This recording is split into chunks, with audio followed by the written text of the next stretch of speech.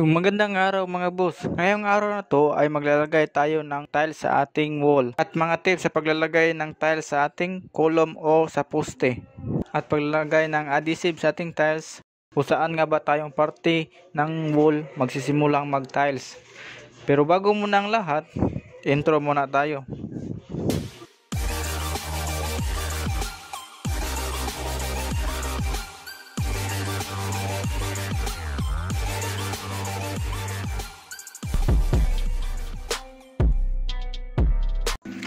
So master tiles adhesive. So ito yung gamit nating tiles adhesive mga boss. Yan. So bali yung paghahalo natin mga boss ay katamtaman lang yung tubig. Hindi masyadong basa kasi sa wall tayo magta-tiles. Kasi pag basa yung adhesive mo mga boss, may posibilidad na malaglag. So bali ito yung parte ng wall ating inuna mga boss, yung pinakadulo mga boss. So hanapin nyo yung pinakadulo ng yung wall at dyan yung ilagyan ng tiles una. So bakit nga ba pinakadulo yung ilagay natin? Kasi ang sa gilid mga boss, ganito natin ilagay, ganyan. So hindi makikita yung dugtungan nito mga boss. Hindi kasi 100% na nasa hulog yung at finishing or yung wall. Kaya yan nakikita nyo yan, matatakpan yan pag nalagyan yan ng tiles sa gilid. So pag inuna mo ganito mga boss, yung sa gilid inuna mo yan, tapos ganyan, so makikita yan. So makikita yung dugtungan dito mga boss.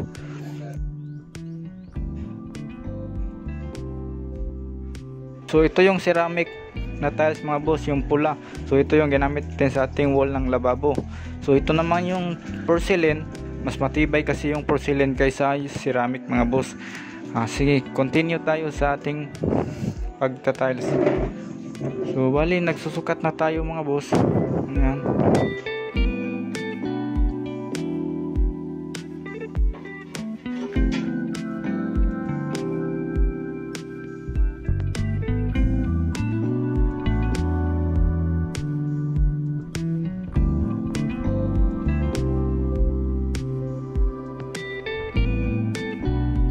So dapat katamtaman lang yung ating tubig ng paghahalo natin mga boss para hindi malalagyan yung adhesive.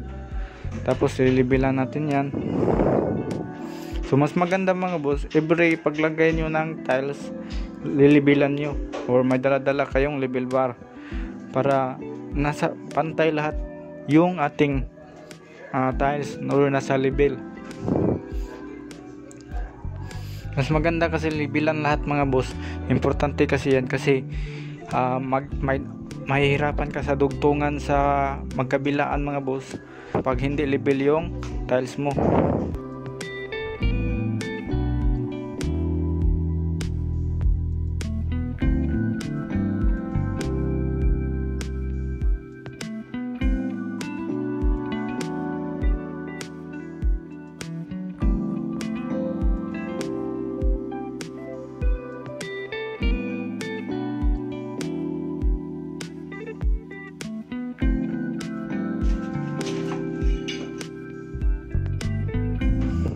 So yan mga boss, natapos na tayo sa bandang wall na yan.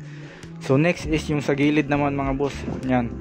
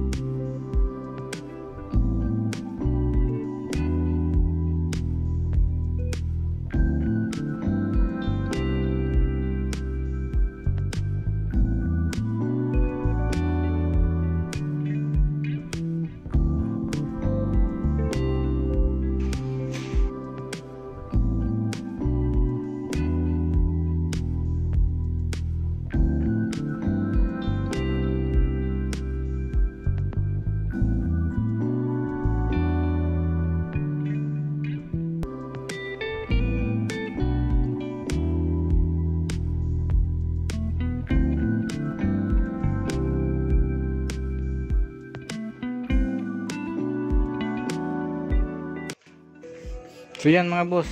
So mas maganda mga boss, mga 1 oras o 2 oras linisin nyo mga boss. Kasi pag titigas yung adhesive, pangit tingnan mga boss at mahirap to tanggalin pag titigas. So ito na nga pala mga boss, nasimulan na natin mag-tiles sa kanan at sa kaliwang wall. So yan mga boss, so bali na tatakpan na yung mga dugtungan ng borders mga boss. Yan, so napansin nyo yan, wala ka nang makikitang dugtungan dyan mga boss. So yan mga boss, so bali 0 yung ating distansya mga boss. So walang distansya tayo mga boss sa pagitan. So pwede na itong hindi lagyan ng grout.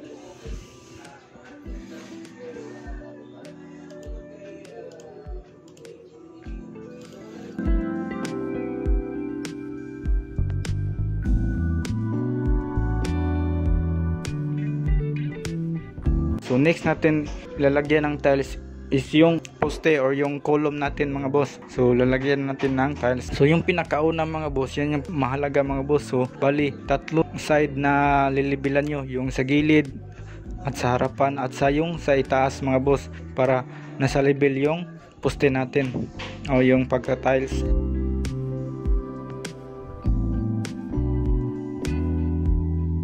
So yan mga boss, dapat nasa level yung harapan yan at yung sa gilid at saka yung sa itaas.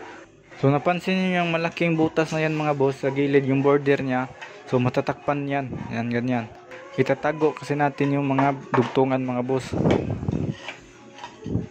Yan. So importante mga boss sa pag every paglagay niyo ng tiles, lilibilan niyo to para nasa level lahat yung tiles mo. Kasi pag hindi mo nilibilan yan mga boss, mahirapan ka yan sa itaas o yung pinakatuktok.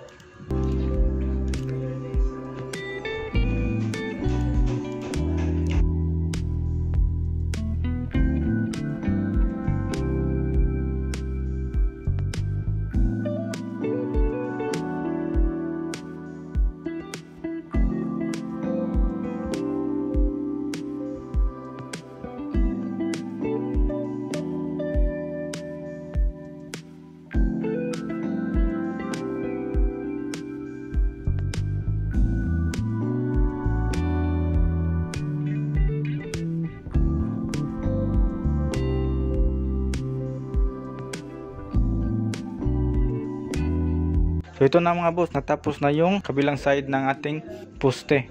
Yan. So next is yung sa kabila naman. Yung pwesto ng camera na yan is yan yung pintuan.